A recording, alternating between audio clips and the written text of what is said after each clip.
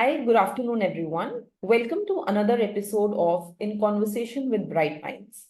And today we have with us Aprajita Sharma. She is currently a financial journalist at Mint. And in the past, she has had a huge amount of experience in this field. She has been a journalist at India Today, at ZEE Business, at Business Standard, and others. So, welcome to the show. Thank you, Arzu. Thank you for having me here. So, Aprajita, you have gone ahead and you have had an experience of over 10 years in this field. So, would you like to go ahead and tell our students, what is a financial journalist all about, and how does your usual day look like? Okay, so all days are different, I must say. So the best thing about journalism is that your profession doesn't get repetitive. So every day you are doing different things. You are working on different stories, speaking to different people. So that novelty factor is always there. And you may have some days you may have meetings early in the morning at 10 a.m. Other day you may have a meeting at 8 p.m. So I don't have a fixed schedule every day. I plan my day a couple of days in advance, and it's quite fluid. If I have something urgent coming in, then again I'll have to work around it.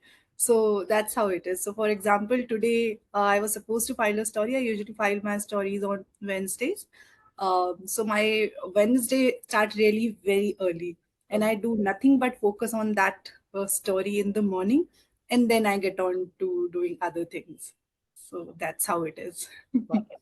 So, what made you choose a career as a journalist? I mean, what was that inclination that you want to go ahead and become a journalist? So here also, I won't say that when I was studying in school or when I was in college, then I had this idea to become a journalist. I did not have that idea. I did not have that exposure. So it's so I should say that I'm an accidental journalist. So how it panned out was that I was teaching French language in Delhi. So I had done a part-time diploma in French language, and I was teaching in Delhi, and that too while doing my graduation. Okay. So my parents initially they did not allow me to move from Kanpur, my hometown. So then I worked on my French diploma from IIT Kanpur, and somehow I managed to land part-time job here at a Delhi school. So that's how I tried to convince them that I'm going to earn, and that's why I'm moving out. Then I moved to Delhi, but I knew since day one that I'm not going to become a teacher. I did not want that. And that too, and while doing that part-time job, I wasn't enjoying that. I was doing it for the heck of it, but I did not really enjoy that stint much. uh, Interacting with children is something I liked, but from career perspective I did not like that. I did not want to become a translator or interpreter, so that wasn't my idea. Then I happened to speak to one of my father's friends. He is a journalist and he was an editor with Delhi paper, Dainik Jagran. So I spoke to him, and then he kind of guided me around it. And I always loved writing. That was there. I used to write a lot in Hindi, in English, and even in French. I used to do that, but never thought about having a career in journalism. Then he suggested, why don't you apply for mass communication and see how it works out? So I applied for it. So while teaching, while doing my part-time job, I was preparing for IMC entrance and went for it, cleared it. Then that's how my mass communication diploma started. And then even during diploma, I had figured that I'm not going to get into political journalism. So Okay. that was planned. Journalism wasn't planned, but financial journalism was quite well planned thing to work on. So from day one of my mass communication course, I knew that I am going to get into financial journalism. So I used to write on those topics then. Okay. I had this agenda that on weekly basis I'll write something, not as an assignment from college, but from my end. Something, a topic I'll pick, or maybe on Monday, and by Sunday I'll finish writing it, doing all research and writing. So that's how, and I had my degrees in political science from Yeah. Kanpur. So I had no exposure in finance as such. I wasn't doing any economic studies or CA or BCom, nothing. It's all self learning by reading newspapers. Okay, got it. So, So, so anyone who wants to go ahead and become a journalist, I mhm. mean, is this diploma a compulsion, or can you just do it after doing masters in economics or commerce? Or No need for so yeah, so that was one of my topics also while preparing for mass communication, that should this degree be made compulsory, the way you have to go for MBBS to become a doctor, or you have to have a CA, chartered accountant, you have to clear a course for that too. It's a very difficult course. Similarly, in other profession also, you have a dedicated degree. For journalism, no such degree, anyone can apply for it and you go ahead and become one. But you obviously, as news organizations, we prefer people having mass comm degree because it shows that you have that understanding of how journalism works, but it's not compulsory. So even if you come from economics background, or maybe you have completed a graduation, you have done your BCom or MBA, then also you can apply for it. The only thing matters is that you must know how to write. You have to have that interest in writing, in researching, and being proactive about it. It's not that somebody will spoon feed you in this field. You hmm, have to be proactive in what you are doing. So that matters. And somehow you have to showcase it to wherever you are applying. got it. And how did you got your first job? I mean, how can a student Yes. get their first job? Uh, is it just through applying on LinkedIn, or what's the Hmm. process like? So another thing, so if why having a journalism degree helps is also because while doing it every year you get to intern with different newspapers, different news organizations. So people doing mass communication or doing bachelor's in journalism, every year or probably every semester they'll have 1 month assigned for internship. So if you have that experience while doing your studies, and then you apply for it when you are prepared to get into a full time role, then those internships matter. Hmm, But even if you don't have it, it doesn't mean that you cannot become a journalist. So what to do that, how to prepare for it? So you can start writing for yourself. Simply create a blog, and the way I did it, so while doing my studies, I used every week I used to write, and it had nothing to do with my college. hmm, We used to create our lab journals as part of our assignments. That was a different matter. But at a personal level, I used to write every week. I had that blog with me. And when placement started happening, so I was hired by Economic Times as a campus placement. So a lot of newspapers and TV channels had come for placements. So I had applied different places, and then once you land a job, then you cannot sit for others. hmm, And I got selected for Z News as a reporter, TV reporter, and another Economic Times as a copy editor. Then I went ahead with the ET and not Z because I wanted to get into print written text journalism, not TV journalism. So that was my decision. But during interviews, this thing helped, having my blogs. So obviously they will ask about your writing experience, what all have you done in the past, so I could showcase them. And then I had decided to get into financial journalism, so I used to write on those topics. And when they had interviewed us, before that we had a written exam to clear. So in that answer sheet, I chose finance topics. So I think 1 or 2% people chose that topic. It hmm, was on India among fragile five, and that crisis was going on. So that rupee depreciation in 2014. So hmm. I chose that topic instead of a political topic that was there in the paper. So that also helped, choosing an offbeat topic which other students did not. So these things help. Write every day. You have to write and read newspapers. So Got it. So, actually, that was my next question. So, how do you go ahead and decide whether you want to go for, say, reporting on a television, or writing and becoming a journalist who, who kind of writes and does not? I mean, how I to figure out whether you want to become a TV journalist yes, or yes, a newspaper journalist? Okay, so now I must say that in this age, you have to become a multimedia journalist. It's no more about TV or print. It's more about having your skills everywhere, but you have to obviously find out your core. So Hmm. it's a personal decision, I must say. So at a personal level, I thought that because I have that inclination to write and research and read, so I can do much better there rather than being that confident in front of camera. So initial days and gradually, so initially in my career, 5-year career, I had not recorded a single video. That was not needed, that was not part of my job. But when COVID happened, during that time, that video thing really picked up. So we were told by our bosses that you have to start creating videos. Hmm. And then that was really challenging for me, but having being at home helped because nobody was around. So I would switch on the camera, my phone camera, I'll record videos, and those videos are pathetic. But my bosses, they still encouraged me. That's how I enhanced that. I could work on it and I could improve my on camera presence. And so, again, coming back to your point, choosing between the two, you have to identify your core, whether you are comfortable doing that TV journalism. And TV journalism, work hours journalism in itself is a very hectic job because you don't have a fixed schedule.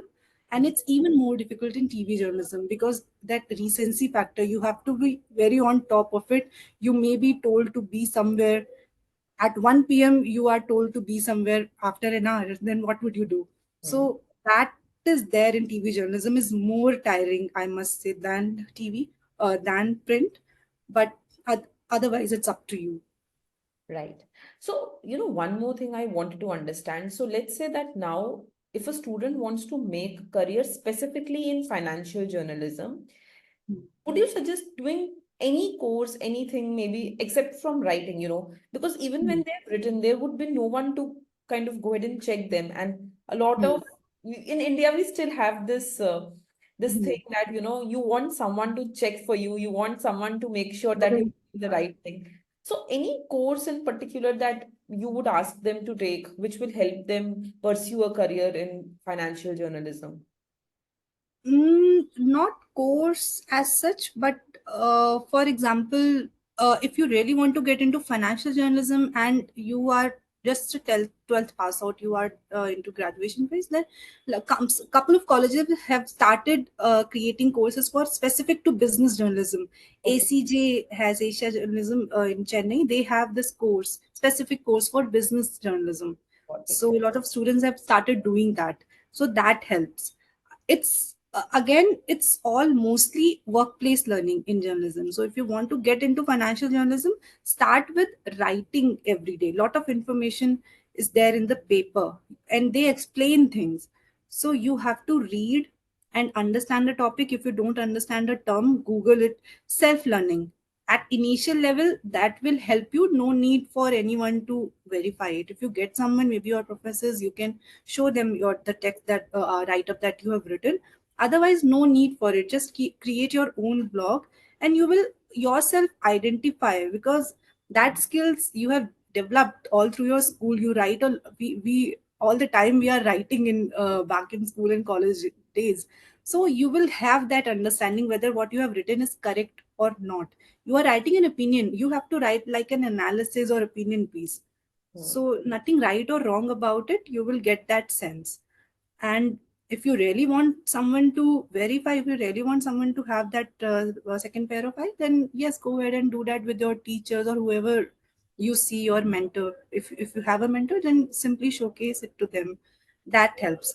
And course, when you start working, then gradually you will realize that this is what is interests me. So for example, I started with stock market reporting and I did one course from NISM. Okay. Then later on, I figured, so you will you realize that this is what is needed. If Hmm. you want to get into stock market, then go ahead and do some courses from NSE. So they have this education division also. So start preparing for it. Start doing those courses. And if not stock market, and if you want to get into personal finance, so after 4 or 5 years, I realized that I want to specifically get into personal finance. Then I went for certified financial planner, CFP certification. So while working, I did that. So I should say, don't waste time in having one or the other degrees. Start working first and then realize where your interest lies and accordingly pick courses. That will help you more than having different degrees one after another. Start working, that helps. Because I see a lot of your posts are on insurance sector, Hmm. insurance market these days. Huh, I So, haven't done any course on it. It's all. okay. And the best part about journalism is that you get to speak to a lot of people. So you learn from the best people in the industry. I speak to a lot of insurance executives. Hmm. So I get to learn from the best just by being part of this ecosystem. Got it. So one last question I have. So in this 10 years journey that you have taken, anything you have learned that will help students, any experience you would want to share, anything specific that would, kind of help them understand the real world out there? Be confident about what you are doing, so Okay. that preparation.